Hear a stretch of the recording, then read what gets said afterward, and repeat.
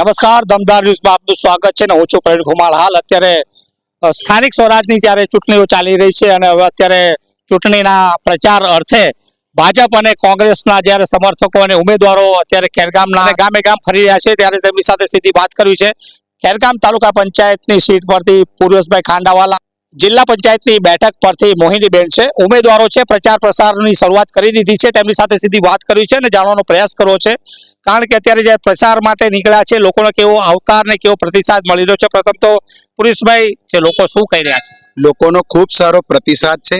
ભારતીય જનતા પાર્ટીનો સાથે આખા ખેરગામ તાલુકાની પ્રજા છે. દરેક મતદારો આજે ભારતીય જનતા પાર્ટીની સાથે છે એવું દેખાય છે અને પ્રજાની અંદર, મતદારોની અંદર એક ઉમળકો છે. અને ભારતીય જનતા પાર્ટી આ એક ચૂંટણીની રીતે નથી લડી રહી, પરંતુ આ એક દિવાળી છે અને એક પર્વ છે.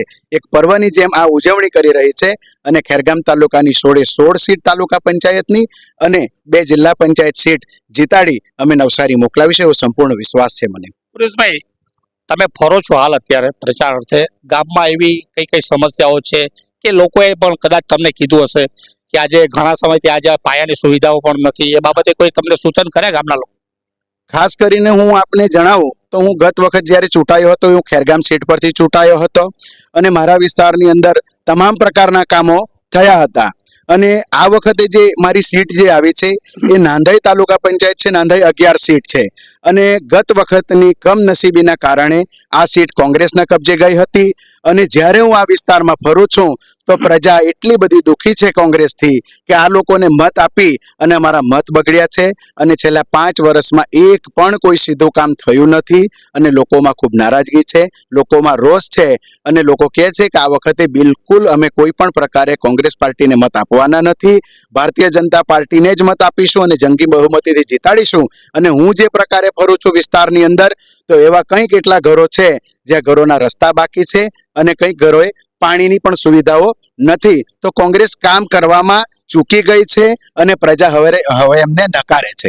પુરુષભાઈ, કોંગ્રેસના એવા પણ આક્ષેપ છે કે સત્તા પાર્ટી જે છે તેમણે એવી કિન્નાખોરી રાખી છે કે બહેજ ગામ છે એમાં જે રસ્તાઓ તોડી નાખવામાં આવ્યા છે, એ રસ્તાઓ આજે 4 વર્ષ થઈ ગયા છતાં પણ એ રસ્તા બનાવવામાં નથી આવ્યા. રાજકીય કિન્નાખોરી રાખીને તોડી નાખવામાં આવ્યા હતા કે પછી હવે આ 4 વર્ષ વીતી ગયા હજુ પણ બન્યા નથી? હવે એને લઈને શું કહેશો તમે? ના, એ રસ્તા જે સમયે કંઈક તૂટ્યા હતા એની તપાસ આપી દેવામાં આવી હતી. અને જે રસ્તો જે તે સમયે બન્યો હતો એ જે ખેડૂત છે, આ 10, 12, 15 ખેડૂતો છે, આ ખેડૂતોની પરવાનગી લીધા વગર કંઈક બન્યો હતો.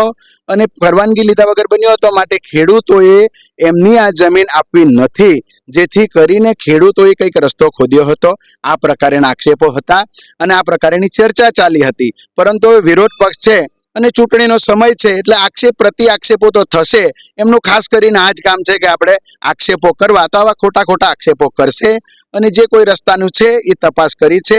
અને હું સામાજિક ન્યાય સમિતિ અધ્યક્ષ તરીકે મારી સામાન્ય સભામાં મેં ઠરાવ પણ કરાવ્યો હતો. અને આ રસ્તાની ચૂંટણી પતે એટલે વહીવટી મંજૂરી મળી જશે અને વહીવટી મંજૂરી મળ્યા બાદ આ તાત્કાલિક આ સત્વરે રસ્તો બનાવી આપીશું. કોઈ પણ વ્યક્તિ આ તાલુકાનો રસ્તા વિહોણો ના હોવો જોઈએ. આ ખેડૂતોની પણ અમે મુલાકાત કરીશું, એમને મળીશું, એમને સમજાવીશું અને એ પરવાનગી જેવી આપે એટલે અમે રસ્તાનું કામ કરાવી અને તમામ લોકોને રસ્તાની સુવિધા મળે એવા કામ કરીશું. વડાપ્રધાન મોદીનું જે આવાસ યોજના છે એમાં પાટી જેવા ગામ છે, ખેરગામ તાલુકાનું પાટી ગામ, એમાં કઈ ટેકનિકલ ખામીના કારણે એ લોકેશન દેખાતું નથી. તેને લઈને આવાસ માટે પણ લોકો વંચિત છે. એકદમ નાની એવી ટેકનિકલ ભૂલ છે, એને કઈ રીતે તમે હેન્ડલ કરશો? એ ટેકનિકલ ખામી જે આવી હતી એ પાટી અને નાંદાઈ અને બીજું એક ગામ હતું, આ 3 ગામોમાં આવી હતી.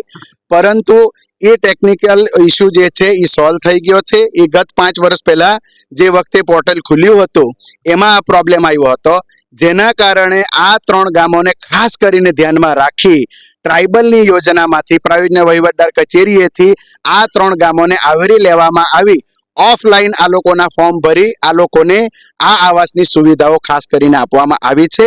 અને હાલના તબક્કે જ્યારે પોર્ટલ ખુલ્યું તો તમામ પ્રકારના સર્વે કરાવી લગભગ 1700 થી વધારે આવાસ આપણા આખા તાલુકાની અંદર મંજૂર થયા છે અને એની વહીવટી મંજૂરી. હવે કોંગ્રેસે એવા ગંભીર આક્ષેપો કરી રહી છે કે શૌચાલયો ક્યાંક ને ક્યાંક ગુણવત્તાહીન બનાવવામાં આવ્યા છે અને કોઈક જગ્યાએ તો બન્યા પણ નથી. હવે જ્યારે બીજી વાર તમે ચૂંટાઈને આવશો ત્યારે પહેલું તમારું એ કામ રહેશે ખરું? ચોક્કસપણે કામ રહેશે. કોંગ્રેસનું કામ જ છે આક્ષેપ કરવાનું. કોંગ્રેસ પાસે કોઈ મુદ્દા નથી. કોંગ્રેસ જ્યારે પણ જશે તો ભારતીય જનતા પાર્ટીનો વિરોધ કરશે અથવા ભારતીય જનતા પાર્ટીમાંથી જે પણ ઉમેદવારી કરી હશે એમનો વિરોધ કરશે.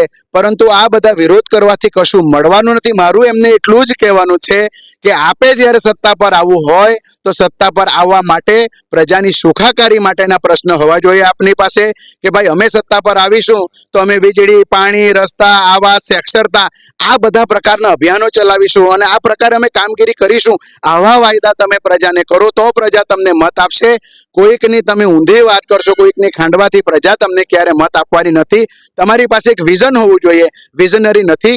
કોંગ્રેસ પાર્ટી મરી પરવારી છે, એમની પાસે કોઈ વિઝન નથી, માટે આ ખોટા આક્ષેપો કરશે અને બીજું એમની પાસે કોઈ કામ નથી. સુરેશભાઈ, કોંગ્રેસ એમ કહી રહી છે કે અમે તાલુકા પંચાયતની કચેરીએ 2-4 મહિને મોરચો માંડીએ છીએ કે જે એ લોકો એમ પણ કહે છે પાર્ટી પ્રેરિત જે ભ્રષ્ટાચાર છે, ભ્રષ્ટાચારના અમે પુરાવા સાથે ત્યાં જઈએ છીએ અને મોરચો માંડીએ છીએ. તાલુકા વિકાસ અધિકારીના પણ દ્વાર ખખડાવ્યો છે, પરંતુ ક્યાંક ને ક્યાંક તાલુકા પંચાયતના જે સભ્ય છે એ સભ્ય આ ભ્રષ્ટાચાર ઉજાગર કરવામાં પણ અમને સાથ નથી આપતા, તેવા એ લોકોના આક્ષેપ છે. ના, એ આક્ષેપ કરશે જ.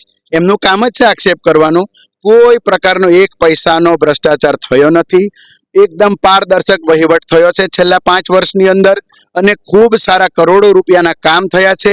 આ તો કોંગ્રેસને પેટમાં તેલ રેડાય છે, કારણ કે પ્રજાની સુખાકારી માટે કરોડો રૂપિયાના કામ થયા છે અને આખા ખેરગામ તાલુકાની પ્રજા ભારતીય જનતા પાર્ટી સાથે ઉમળકાભેર જોડાઈ ગઈ છે. એટલે પ્રજાને ગુમરાહ કરવા માટે આ લોકો આવા આક્ષેપો કરશે. આ તો સ્થાનિક સ્વરાજ્યની ચૂંટણી છે અને સ્થાનિક મુદ્દા હોય છે નાના, પરંતુ જો આજે ભ્રષ્ટાચારની આ લોકો વાત કરતા હોય તો હું આપના માધ્યમથી પ્રજાને એક વાત હું યાદ અપાવવા માંગુ છું કે કર્ણાટકની અંદર આપની સરકાર છે અને તમારી કોંગ્રેસની સરકારે જ્યારે કચરો સાફ કરવાની ટ્રક જે આવે છે આ 50 ટ્રક આ લોકોએ ખરીદી, તો 50 ટ્રક આ લોકો જો ખરીદી લે તો લગભગ 50 થી 55 કરોડ રૂપિયાનો ખર્ચો હતો.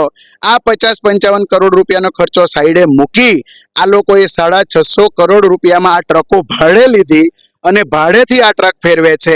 તો 650 કરોડ રૂપિયા ભાડું આપવું એ યોગ્ય છે કે 50 કરોડ રૂપિયામાં આ ટ્રક વેચાતી લેવી આ યોગ્ય છે? એટલે પહેલા પોતાના ગિરેબાનમાં તમે ઝાંકીને જુઓ કે કરોડો ને અરબો રૂપિયાના તમે કૌભાંડ કરો છો, એ પોતાનું તમને દેખાતું નથી અને બીજી જગ્યાએ આવીને તમે નાની વાતો ઉજાગર કરવા માંગો.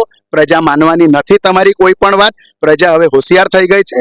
આદિવાસી વિસ્તાર છે એનો મતલબ એ નથી કે આદિવાસી વિસ્તારની અંદર અમે ભ્રામક પ્રચાર કરીને અમે ભરમાવી જઈશું. મારો આદિવાસી ભણેલો ગણેલો હોશિયાર છે અને એમને બધી જ ખબર પડે છે કે મત કેવી રીતે આપવો, કોને આપવો અને ક્યાં આપવો, કારણ કે પ્રજાની સુખાકારી માટે ભારતીય જનતા પાર્ટી 24 કલાક કાર્યરત છે અને કામગીરી કરી રહી છે.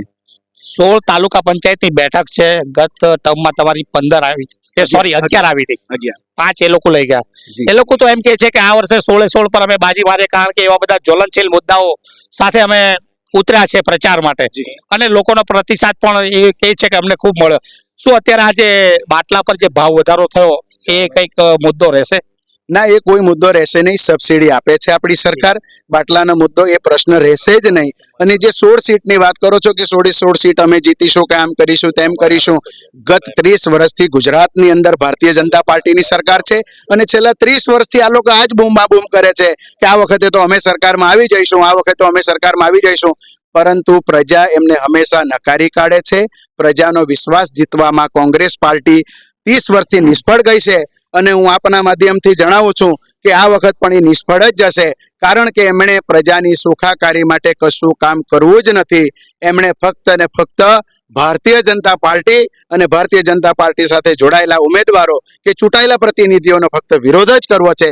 વિરોધાભાસથી વિકાસ થવાનો નથી. એટલે એમણે સમજવું જોઈએ કે વિકાસ કરવા માટે સાથે ખભા મિલાવીને ચાલવું પડે અને સાથે ચાલશો, સહકાર આપશો તો ઇન ફ્યુચર ભવિષ્યની અંદર કશુંક તમારું થાય. બાકી તમે જો આમને આમ વિરોધ કરતા રહેશો તો પ્રજા તમને ચોક્કસપણે નકારશે. એક અંતિમ પ્રશ્ન છે કે આપણે આજે રસ્તા પરથી અમે પણ આવ્યા, બહુ બિસ્માર છે, તમે પણ એ જ રસ્તા પરથી આવ્યા છે, એ રસ્તાનું નિરાકરણ ક્યારે આવશે? બિસ્માર જે રસ્તો છે રસ્તાનું તો કામ ચાલુ છે હાલ, અને એ રસ્તા ચૂંટણી જેવી પતશે એટલે આ રસ્તાનું કામ ચાલુ થઈ જશે અને રસ્તો બની જશે, એમાં કોઈ તકલીફ નથી.